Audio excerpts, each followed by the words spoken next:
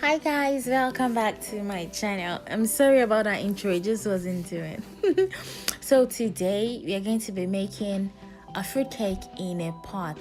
Can you believe that? I made this fluffy, perfect fruit cake in a pot. I swear, in my kitchen pot. So, and I'm also going to be showing you guys a comparison between baking in a pot as well as baking in a regular conventional oven. So basically I baked two of those pans, one in a pot and one in an oven, so you guys can see the difference. And I was really surprised, I swear to God, I was so surprised. Can you believe that cake was baked in a pot? So if you don't have an oven in your house, this is the trick, guys. This is the video for you, and you have to watch it to the end so you can understand what I am talking about. Okay, so guys, I'm going to give you guys 3 different tricks to baking in a pot. The first thing you have to make sure is you have to make sure your windows are open, because guys, like, the kitchen was smoky as fuck, like everywhere was stuffy, and I was wondering why, until I realized that, okay, girl, you're baking in a pot and your windows are closed, so I had to open up the windows.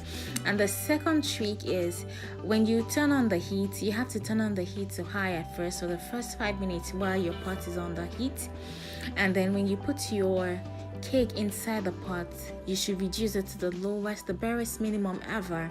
Otherwise your cake will burn. It will like caramelize all around it, but the inside will not be done. So you just have a really hot pot and then reduce the heat so you can bake gradually.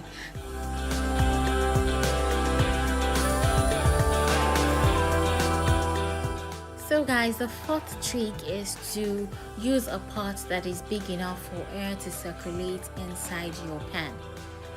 Do you understand? Okay, which means that was the reason why I used that little bowl, so that it will be small enough to be able to fit inside the pot while I cover it, and still there will still be space for hot air to circulate inside the pot. Do you understand? Okay, I'm sure you do. So guys, let's get back to this cake. So right now I'm trying to caramelize the sugar, because caramelized sugar kind of makes your fruit cake very it gives it a very brown color. That's if you don't have brown sugar, of course. And then it also gives it this caramel taste. It is really amazing, I promise you guys. Okay guys, so we're going to transfer this into a pot, and then I'm going to mix all my batter together, and we're going to put it in 2 different baking pans, and then we're going to put one in the oven and the other one in a pot.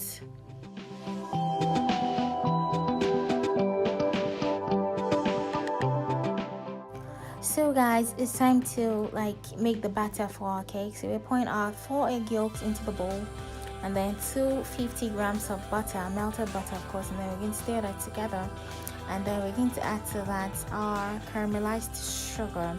It's important at this stage to stir it really well, because you want the caramel to melt in the butter and in your wet ingredient basically.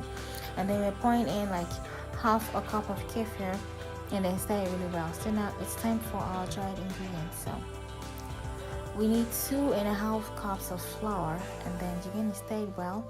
It's important that you don't overstir, because when you overstir your cake, it kind of beats out the gluten, and you don't want the cake to be tough. You want it to be crumbly and nice, and spongy.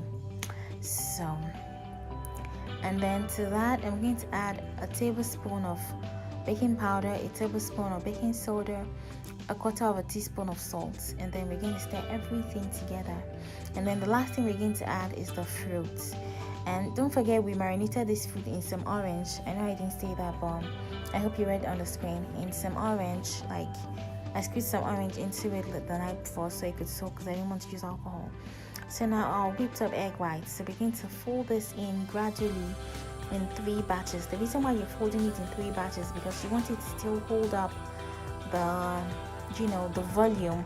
You don't want to deflate the old egg white that you bake, so you should fold it in 3 or 2 batches if you like. So this one I'm folding it in 3 different batches, so it can be really nice and fluffy and voluminous. The reason why I'm doing this is because normally I don't bake my cakes this way, but I'm doing this because I'm going to bake one in a pan and in a pot, and I want it to give it as much as I want to give it a lot of chance to really rise. And I don't know, if you bake your cake this way, like you're already like helping it rise because of the air you already beat into the egg whites. So that's the reason why I'm doing this, because it's never baked in the pot. So let's see how this goes, guys. So I'm going to transfer the batter into 2 different pans, the same pans, and I'm going to try to fill them at equal lengths as possible, because I want to see which one bakes first and how it bakes and which one is better. You get? So I'm going to be using this non-stick pot and then I'm going to cover the pot and then leave it on for at least 20 minutes before I touch it. And make sure to reduce the heat to the lowest possible. So I'm going to transfer the other one into the oven and then wait for maybe 30-40 minutes and come back and check it. So guys, this was 42 minutes later.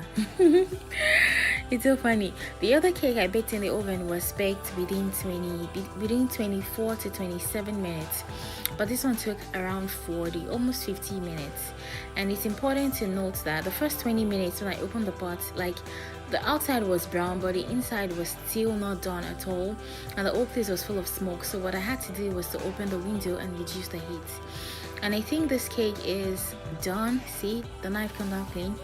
And then it is drier. I think it's a little drier than the other one, and it is spongier. I don't know how, but like I'm so surprised, like seriously. It is drier and spongier than the one that was baked in the oven. And if you notice, I didn't put the pan directly on top inside the pot. I put it on top of something, that way the heat was not directly on the baking pan. So see how dry this cake is. See how dry, but see how moist this one is. Wow. Okay, so guys, I'm going to take it out of the pan and show you guys how the look on the inside. So we're going to slice it open in the middle, so to be perfect. See how spongy. So spongy. Okay. So guys, we're going to cut this cake in the middle and see what it looks like inside. So let's see. Wow. Still very hot. Then look at this one. This one already had time to cool down. Like, some is moist and just, you know, chilled. But the other one is drier and spongier, but they're still very perfect cakes. See, this was one I baked in the pot. See how spongy it is. Like, guys, if you don't have an oven in your house, you can bake in a pot. Definitely bake in a pot. So give me a thumbs up and subscribe and tell me what more videos you want to see. I hope you guys learned a few things. Thank you guys for watching, and I'll see you in my next video.